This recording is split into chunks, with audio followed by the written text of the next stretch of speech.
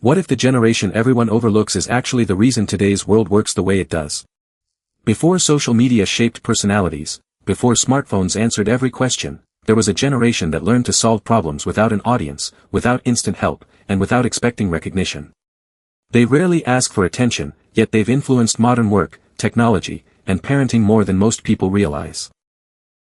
Today, we're diving into the psychology of Generation X, and by the end of this video, you may never look at them the same way again.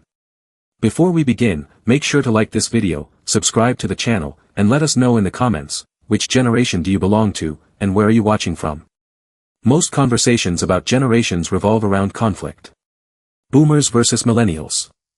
Millennials versus Gen Z. But Generation X often gets skipped entirely, as if history simply jumped from one generation to the next. That silence is interesting because psychologists often pay close attention to the people who receive the least attention. Generation X grew up during one of the most dramatic transitions in modern history. They remember rotary phones and high-speed internet. They rented VHS tapes, then watched streaming services replace them. They experienced a world where information was difficult to find, and later watched information become almost unlimited. Living through that transition didn't just change their habits. It changed how they think. Imagine being 12 years old in suburban America during the early 1980s. School ends. You ride your bike home. No one is tracking your location. No family group chat. No phone vibrating every few minutes. If something goes wrong, you're expected to figure it out before dinner. For millions of children across the United States and Canada, this wasn't unusual. It was normal life. And that normal life quietly trained an entire generation to rely on themselves first. This wasn't about being fearless. It was about becoming resourceful. When your bicycle chain slipped off, you learned how to fix it. When you forgot your homework, there wasn't a parent texting your teacher. When plans changed, you adapted instead of waiting for someone else to solve the problem. Over time, experiences like these shape the brain in surprising ways. Psychologists have long observed that repeated exposure to independent problem-solving strengthens confidence in one's own judgment.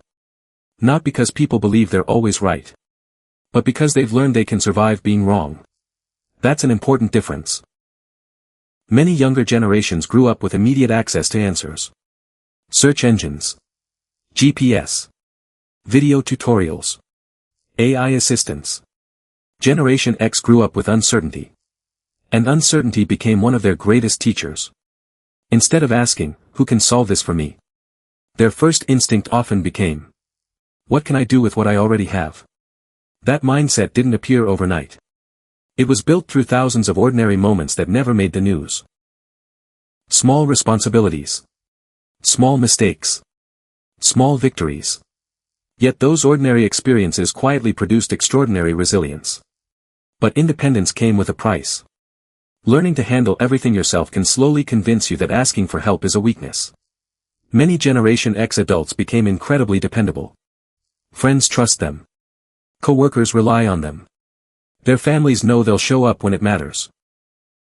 Ironically, those same people often hesitate to lean on others when they're the ones struggling. From the outside, they appear calm. Inside, they're carrying far more than anyone realizes. This emotional pattern didn't develop because they lacked empathy. It developed because they spent years believing competence meant handling problems quietly. And nowhere is that mindset more visible than in the workplace. While some employees seek recognition, Generation X often focuses on becoming difficult to replace. Titles matter less than capability. Recognition matters less than results. Their question isn't, "Will people notice what I did?" It's, "Will the work still matter after I'm gone?" That philosophy explains why so many Gen X professionals became mentors without calling themselves mentors. They teach by example. They solve problems before meetings begin. They rarely advertise what they know. And sometimes, younger coworkers mistake that silence for emotional distance. In reality, it's simply a different way of expressing responsibility. But the story doesn't end there. Because the biggest force that shaped Generation X wasn't technology. It wasn't parenting. And it wasn't even work. It was uncertainty itself. And once you understand how uncertainty became their greatest teacher, almost every decision they make starts to make sense. One of the defining experiences of Generation X was learning that stability could disappear without warning. Many watched factories close.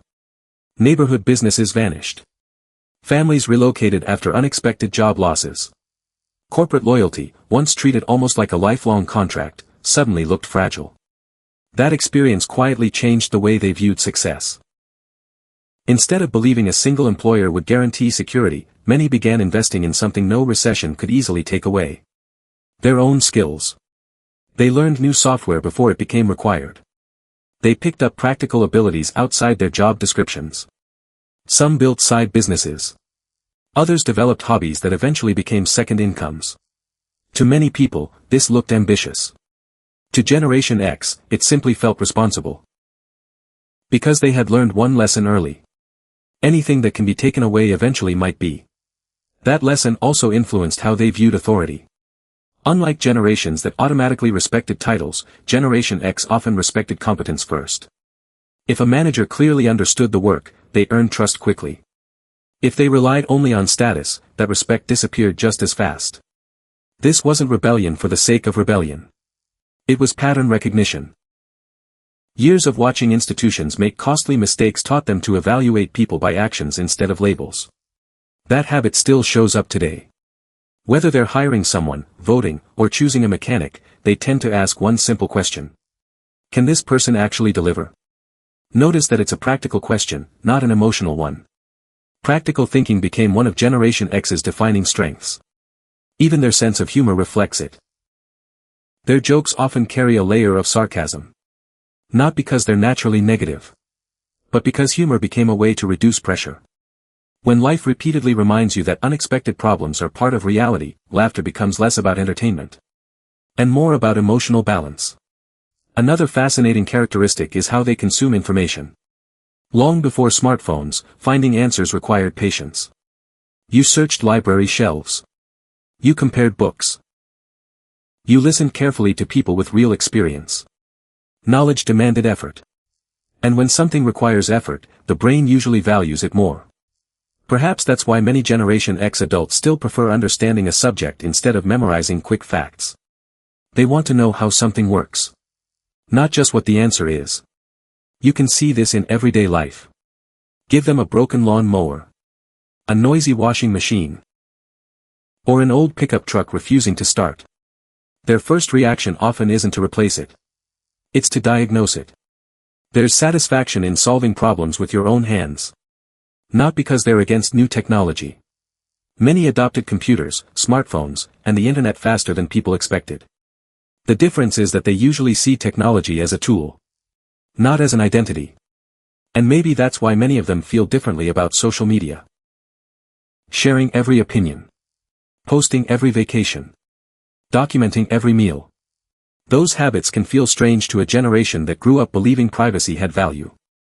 For them, not everything meaningful has to be public.